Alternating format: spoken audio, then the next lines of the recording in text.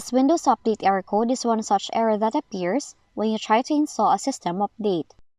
So in this short video, we will look at what causes Windows Update error and how to fix it.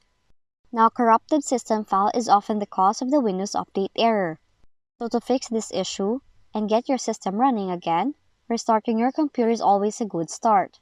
But if that method did not work, open System Settings, go to Troubleshoot, select Other Troubleshooters, then click the Run option next to Windows Update. After that, try to install Windows Updates again. For the next possible solution, check your date and time settings. You just have to open Settings, select Time and Language, click Date and Time, then turn on the toggle next to set the time automatically. You should also double-check your time zone. Lastly, run an SFC and DISM scan. Do it by opening Command Prompt with admin rights. Type in the following command, then press Enter.